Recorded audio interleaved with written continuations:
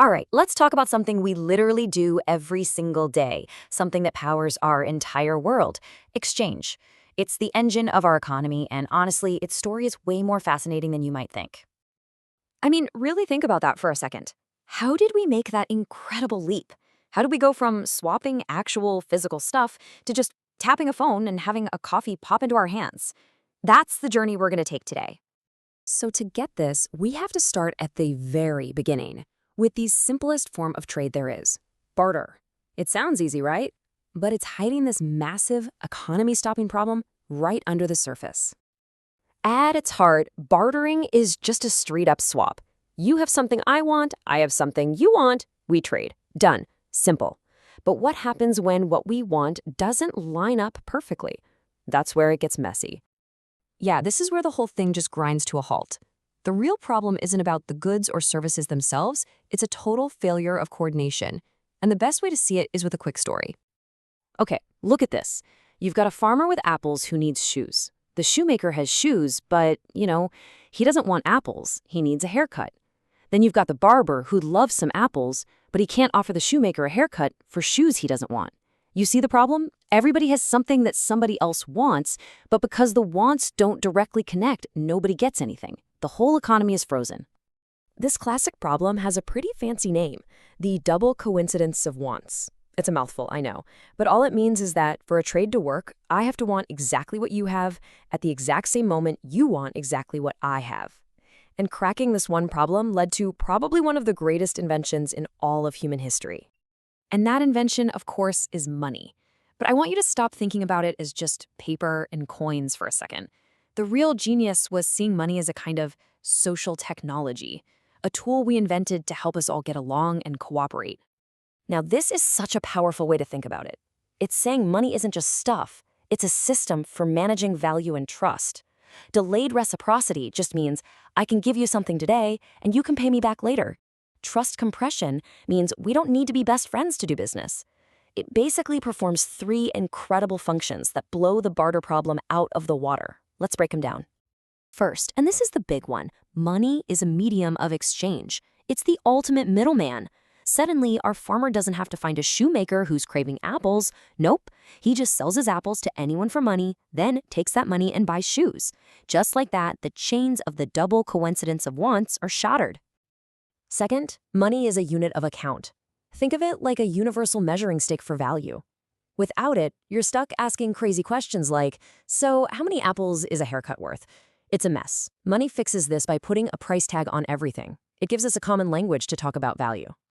And third, money is a store of value. Apples rot. Labor disappears the moment it's done. But money lets you capture that value. You can sell your apples when they're ripe and save that economic energy to buy something next month or even next year. It's like a time machine for your purchasing power. Okay, so we've got this brilliant idea called money. But an idea, even a brilliant one, isn't enough. The next massive hurdle was building a whole system around it that literally billions of people could trust and use every single day. So a key question is, where does money's value even come from? For a long time, it came from being backed by a physical thing, like gold. The paper note was basically an IOU for a chunk of shiny metal. But today, most of us use what's called fiat money. And fiat money is valuable simply because a government says it is, and crucially, because we all believe and trust that it is. Our entire modern economy is built on this shared belief. And holding up all that trust is this huge, invisible infrastructure. A good way to think of it is as the plumbing of the economy. This exchange core is everything from the banks and clearing systems that move our money around, to the laws that protect our property, to the fiber optic cables that our transactions zip across. It's all the hidden machinery that makes a simple tap to pay possible. So we have this gigantic, complex, global system humming along. How on earth does it all stay coordinated?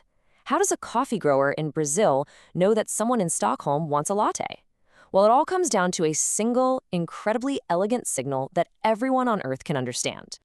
A price tag is so much more than a number. It's a tiny little packet of information. It's whispering to you about how scarce something is, how much people want it, how much it costs to make. Every single time you buy something, you're casting a vote. You're sending a signal that ripples through that entire global network. And this idea of a price signal, it doesn't stop at a country's borders. An exchange rate is really just the price of one country's money in another country's money. It acts like a giant thermometer for a nation's economic health, telling you everything from its productivity to its political stability. So when you see a number like this, it's not abstract at all. It's the outcome of millions of trades and decisions all being boiled down to a single score, a snapshot of the economic relationship between two massive parts of the world. And all of that brings us to right now, because this story, it's far from over.